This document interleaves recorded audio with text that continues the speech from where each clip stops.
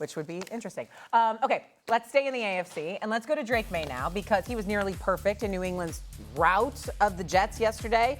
19 of 21, 256 yards, a career-high 5 touchdowns. With the Bills' loss, the Patriots now have claimed the AFC East. But let's look at Sunday's performance, that 5-touchdown performance. Drake Maye's odds to win the MVP moved from plus 130 to plus 180, according to DraftKings Sportsbook. Do you think, Didi, he is the MVP? Drake Maye's MVP. I mean, just what we've seen these last 2 weeks, I think, have solidified that signature comeback against the Ravens. And you already raspberry. You already give me the raspberry, right? No. And then what we saw this week was a perfect game. It was a perfect game. We've never seen that. But it's against the Jets. But a lot of teams play against the Jets. And a lot of teams light them up. And a lot of players light them up, but they do not have a perfect game. He had the highest QBR we've ever seen. 13,000 quarterbacks have thrown since QBR has started. There have been 13,000 times quarterbacks thrown with the QBR. He had the best one we've ever seen. We've never seen that game before. That is something that is a signature win. Even though, yes, it's against the Jets, good quarterbacks play against these Jets, good quarterbacks play against bad teams. We've never seen that. Add that to what we saw with the Ravens. Add that to what we've seen all season, the arm talent, what he's done with this versus expectations with this team. I think you got to give it to Drake Maye. Matthew Stafford would be my MVP pick today. I love the MVP conversation. I love arguing about the MVP because I think it brings a lot of people who have had outstanding seasons and impacts to their team into the conversation. There's no quarterback that has been asked to make more high leverage throws than Matthew Stafford. There's no quarterback who's made high leverage throws than Matthew Stafford. There's no quarterback that has been asked to make more tight window throws than Matthew Stafford, specifically down in the red zone. When you just watch the ball that is played and the stuff that they ask Stafford to operate, it makes you drop your jaw. I would tell you this. If Stafford wins MVP and he wins the Super Bowl, I think it puts him in the conversation for one of the greatest quarterbacks of all time. I think it puts him into that group of that top 10, top 15 quarterbacks of all time because he's going to have the hardware and the stats to go with it. I think it's close. I'm going to give you that. I think what Drake Maye has done this year has been absolutely remarkable, and to the expectations and what he's doing it with, I totally agree. My pushback to you with the Drake Maye thing is, who's that signature win? Where's that signature win? The on the road to one Buffalo, and I think week 3 or week 4, I'll give you. But outside of that, and it's not his fault, they just haven't played anybody, I would also put McCaffrey right into that conversation. What McCaffrey has done this year is remarkable. But I think Matthew Stafford is the MVP leader right now. All right, this guy has won the award. Cam, what do you think? Who deserves the MVP? Can we remind the people that the MVP stands for most valuable player? Yep. And I understand that it's been an offensive favorite award, and I've caught my share of flack going against the grain of Drake Maye for obvious reasons in recent history. I love what Mike Vrabel and what Josh McDaniels have done to really reincarnate a thriving star in this league. But the reality is, if we're going off of most valuable player, it should be Myles Garrett. Myles Garrett, ladies and gentlemen, has been a force. Hey, ladies and gentlemen, who does Myles Garrett remind us of? Lawrence Taylor. He won the MVP in 1986 with 20.5 sacks. And then if you go back, what other defenders won the MVP? You got Alan Page, the Purple People Eaters, who were playing with Minnesota Vikings. He even was a dominant force in 1971. Ladies and gentlemen, we wasn't even keeping count of sacks then. That's how dominant it is. You don't see people game planning Drake Maye, respectfully, not even Matthew Stafford, as much as they game planned against Myles Garrett.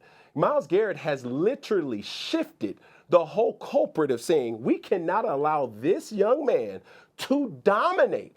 And if we're talking about most valuable player, he has shown that he is the most valuable player. He can't win football games. He can't win football. What in God's green earth, Heavenly Father, did you just rattle off, dog? Value would mean that there's a positive impact because of your value. Myles is amazing. He's the defensive player of the year, but his impact has not proved value when it comes to winning the football games. That's not his fault. That's not his fault. But it doesn't make you the MVP. You can't be MVP on a team that's going to have the 4th pick of the NFL draft or the 5th pick of the NFL draft. Cam, there's no way. There's no way. Dear Lord, there's no way you believe this. There's no way, bro. You mean to tell me? I do. Cross my heart. Where would the Browns be without Myles Garrett? Winless. Yeah. Okay. So they got like 3 with them? 4 with them? You mean where would the Rams? Are the Rams? I can't believe. Winless. I must mark is just a 4-game difference from where they are right now. I mean, you just can't have an MVP who's only won 25% of the games that they've had. Myles Garrett, I think, is the best player in the league, and that's a whole different conversation than most valuable. Being valuable enough to get you 4 wins is not going to get you. Your value has to in a team sport has to equate wins. Okay. Like it has to equate wins by your performance. Okay. You won this award. What is happening right now? Do we understand that value means that with your involvement, you give the team the best opportunity to win? The Cleveland Browns have been in games that they were not supposed to be in because of Myles Garrett. And if he was with a competent offense that had the proper pieces in place, they will be a playoff team, ladies and gentlemen. So if you take Myles Garrett's impact, if you take Myles Garrett's season and you put it on somebody else's team that will be in the playoffs, he's clearly the MVP favorite. No. He's clearly the best defensive player in football. No. And see, this is where we have this conversation about, are we talking about the most valuable player? Yes. And it has always been given to the offensive player. Now, defenders are not the sexy position, especially not the defensive end. He plays this game in a way that we have not seen in recent memory. Aaron Donald, Reggie White, Micah Parsons, those guys are the hand-selected few. He's the only person that reminds you of what Lawrence Taylor was. For people like myself who never seen a live Lawrence Taylor game. Micah was in the MVP conversations years ago when Dallas had that top 3 defense and they were rolling in the regular season and lost like 4 years ago when he was in the MVP. It's not, yes, it certainly has steered itself towards offensive players, but Micah, when he was being the dominant force his first or second year in the NFL, he was in the MVP conversation. You cannot win MVP if your performance does not prove wins in the team sport. Myles Garrett's impact on the Browns is not nearly as impactful as it is Drake Maye's in New England or Matthew Stafford's with the Rams. Both those teams are Super Bowl contenders, and both those teams are mainly that because of the way their quarterbacks are playing. The issue that I have with that is, you're right. And both of those teams have competent teams. The Cleveland Browns is not that. That does not negate the impact that Myles Garrett has had.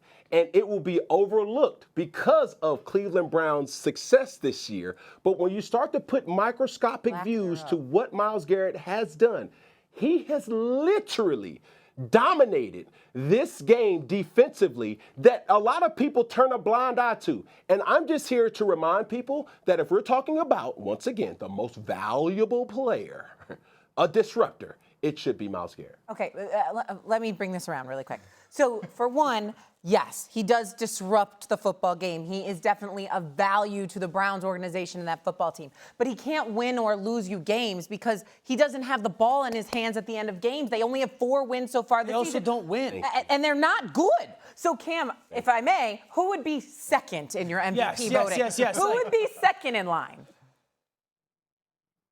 We don't want to care about no second. Oh my God. No, we care. We care. Dear Lord Jesus, give me strength. It's number 1. I'm so thrilled of the play that Drake Maye has shown. He leads the league in QBR. He leads the league in rating overall. Drake Maye, I'm sorry. Matthew Stafford, on the other hand, has still proven that age is just a number. He's going out there throwing the football better than anybody has ever thought he would at this age. But when you start to think about, do you blame a person that is on defense that is not capable of scoring, but he gives his offense that is on his team the best opportunity to score, and they don't score? Now, who's to blame for that? So you're going to punish him? I want to ask you a question. Your MVP year, your dominant year, you're carrying the Carolina Panthers. You're doing all you can. You are the guy. You get a phone call and you say Myles Garrett with 4 wins is winning MVP over you. What do you say?